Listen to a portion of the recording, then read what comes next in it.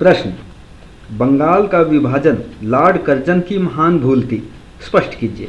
अथवा Lord Curzon ने बंगाल का विभाजन क्यों किया, इसका परिणाम बतलाइए।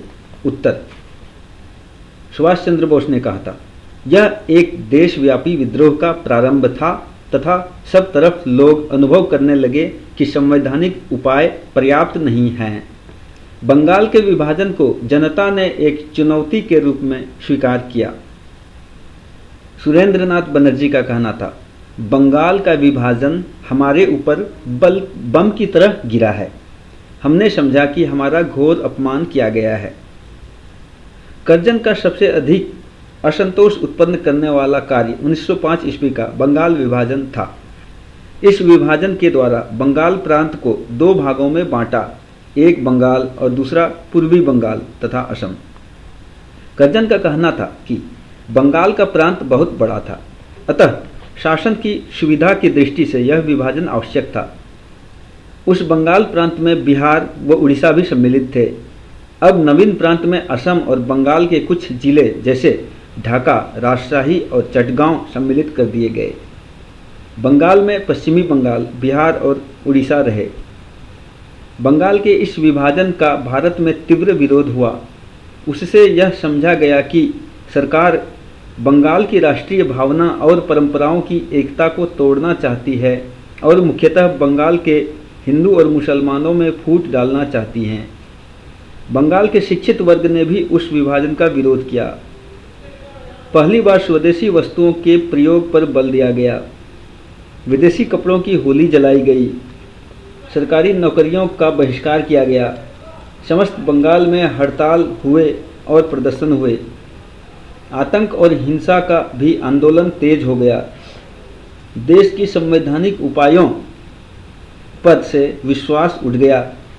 स्वयं गोपाल कृष्ण गोखले ने कहा, नवयुवक यह पूछे लगे कि संवैधानिक उपायों का क्या लाभ है यदि इनका परिणाम बंगाल का विभाजन ही होना था।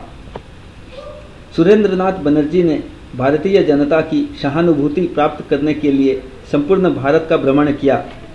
उस आंदोलन से राष्ट्रीय भावना को प्रोत्साहन मिला और पहली बार राष्ट्रीय आंदोलन को जन आंदोलन का रूप प्रदान करने का विचार उत्पन्न हुआ।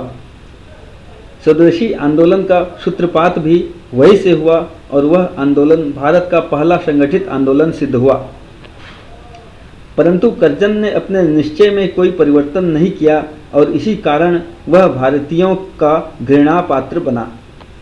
संभवतः शासन के आधार पर बंगाल को दो भागों में बांटना लाभदायक था, परंतु जिस प्रकार वह विभाजन किया गया था उससे स्पष्ट है कि भारतीयों की शंका निर्मूल न थी।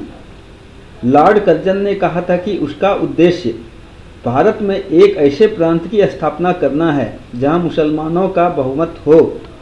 नवीन प्रांत के lieutenant governor sir and Fraser ने भी कहा था, मेरी दो पत्नियां हैं जिनमें से एक निस्संदेह मुझे अधिक प्रिय है, और यह कहने में उसका इशारा हिंदू और मुसलमानों की ओर ही था। डॉक्टर जकरिया के शब्दों में, यह कदम अपने उद्देश्य और प्रभाव से एक धूर्ततापूर्ण कार्य था। यद्यपि बंगाल के विभाजन में कर्जन का उद्देश्य बंगाल की बढ़ती हुई राष्ट्रीयता की भावना को कुचल देना था, लेकिन व्यवहार में इस कार्य के परिणाम स्वरूप न केवल बंगाल वरण संपूर्ण भारत में राष्ट्रीयता की अभूतपूर्व भावना को जन्म मिला। कर्जन के इस प्रमुख कार्य से कांग्रेस में एक ऐसा वर्ग तेजी से पनपने लगा जिसे संवैधानिक विकास की धीमी प्रक्रिया व संवैधानिक साधनों में विश्वास नहीं था। यह वर्ग उग्रवादी राष्ट्रवादी वर्ग था। आधुनिक अनुसंधानों ने यह पूर्णतः सिद्ध कर दिया है कि कर्जन के उद्देश्य राजनीतिक और कूटनीतिक दोनों थे। उसने बंगालियों की बढ़ती हुई राजनीतिक जागृति को समाप्त करने का यह एक मार्ग निकाला था। अंत में कह सकते हैं कि प्रशासनिक रूप से यह कितनी ही न्यायसंगत क्यों न हो, बंगाल का विभाजन कर्जन की सबसे बड़ी भूल थी। इससे भारत ब्रिटेन संबंधों में कटुता आ गई।